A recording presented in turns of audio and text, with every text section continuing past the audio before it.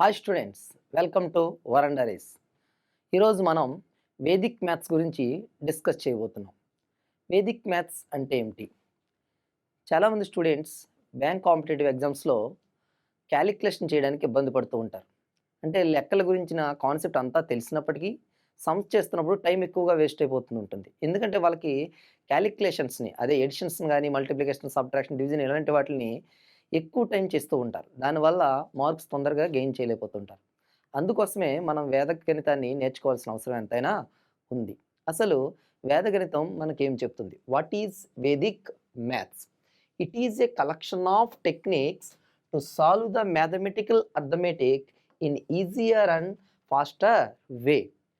అర్థమెటిక్లోని సమ్స్ను చేయడానికి, చాలా తక్కువ టైంలో చేయడానికి యూజ్ చేసే టెక్నిక్స్ యొక్క కలెక్షన్నే మనం Vedic Maths అని అంటాం. It helps you to reduce the usage of pen and paper. Pen paper వాడకుండా అర్థమెటిక్లోని సమ్స్ని ఈజీగా సాల్వ్ చేయడానికి వేదగణితం అనేది ఉపయోగపడుతుంది. అంటే different types of calculation techniques అనేవి మనం వేదగణితంలో స్టడీ చేయడం జరుగుతుంది. సో మల్టిప్లికేషన్ టెక్నిక్స్ అవ్వచ్చు, స్క్వేర్స్ అవ్వచ్చు, క్యూబ్స్ అవ్వచ్చు, అటువంటి డిఫరెంట్ టెక్నిక్స్ తక్కువ టైంలో చేయడానికి మనకి వేదగణితం అనేది యూజ్ అవుతుంది. అయితే ఈ వేదగణితంలో ఉండే సమ్స్ క్యాలిక్యులేషన్ చేసినప్పుడు యూజ్ చేసే టెక్నిక్స్ ఎలా ఉంటాయన్నది ఈరోజు మనం డిస్కస్ చేద్దాం. Okay, first technique, first part equal to same, some of the last digit equal to 10. అంటే ఏదైనా క్యాలిక్యులేషన్లో, మల్టిప్లికేషన్లో ఫస్ట్ పార్ట్ సేమ్గా ఉండాలి, చివరి డిజిట్స్ని యాడ్ చేస్తే 10 రావాలి.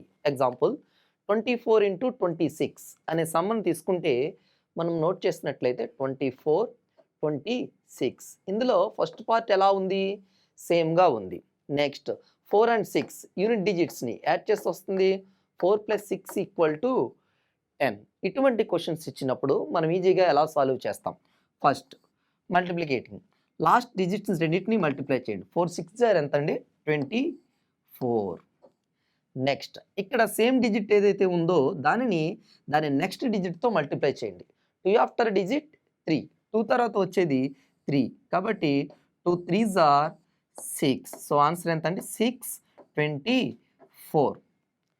ఓకే, చివరి డిజిట్స్ని యాడ్ చేస్తే 10 రావాలి, ఫస్ట్ డిజిట్స్ సేమ్గా ఉండాలి. అలా వచ్చినప్పుడు క్యాలిక్యులేషన్ ఇలా చూడాలి. నెక్స్ట్ 31 × 39, ఇది అదే విధంగా చేసే మరొక ఎగ్జాంపుల్. సేమ్ 1 + 9 ఎంత? 10.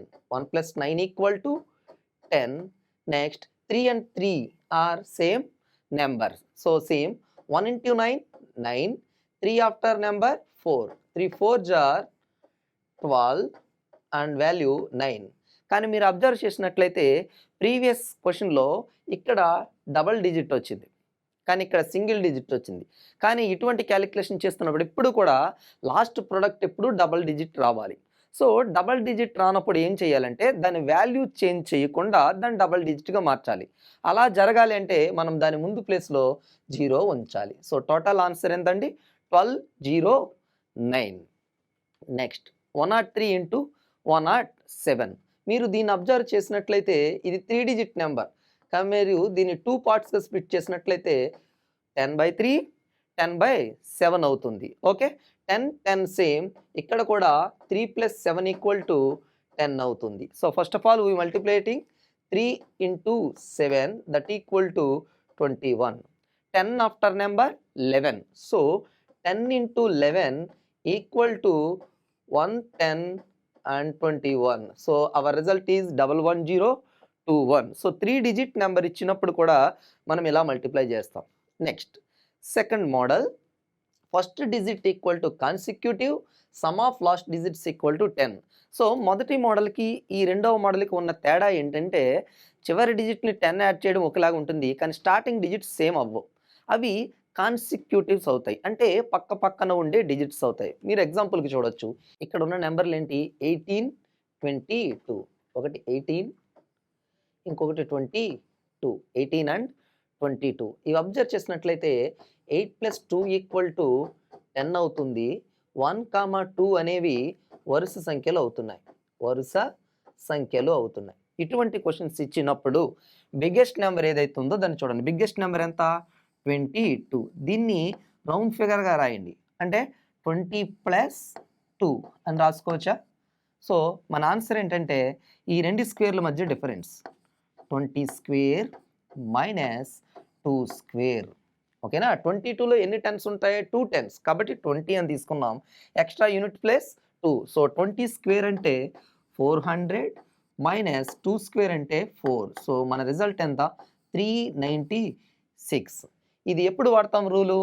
ఫస్ట్ పార్ట్ ఏమో కాన్సిక్యూటివ్గా ఉండాలి, లాస్ట్ పార్ట్ను సమ్మేషన్ చేస్తే 10 రావాలి. ఇలా వచ్చినప్పుడు రెండిట్లో బిగ్గర్ నెంబర్ ఏదైతే ఉందో దాన్ని నియరెస్ట్ 10గా యాడ్ చేసి వాటి స్క్వేర్స్ యొక్క డిఫరెన్స్ మనం తీసుకోవాలి.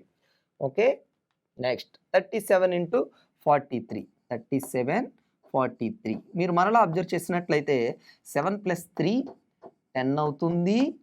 3, 4 కాన్సిక్యూటివ్ వరుస సంఖ్యలో అవుతున్నాయి.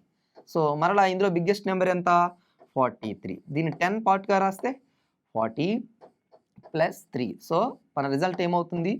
40 square minus 3 square that equal to 1600 minus 9 that equal to 1591. ఈ విధంగా కూడా మనం సాల్వ్ చేస్తాం. నెక్స్ట్ 56 × 64. 56 × 64. First of all 6 + 4 = 10. అలాగే 5 and 6 అనేవి వరుస సంఖ్యలు. 5, 6 అనేవి వరుస సంఖ్యలు. సో మరలా ఏ రూల్ వాడతాం? Same rule. So biggest number 64. దీన్ని ఎలా రాస్తాం?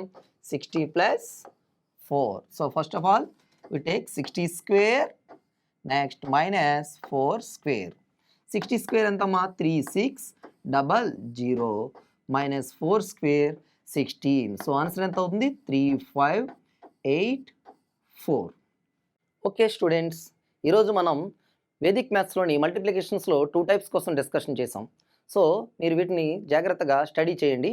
నెక్స్ట్ సెషన్లో మరలా కొత్త కాన్సెప్ట్స్తో కలుద్దాం. Okay, thank you.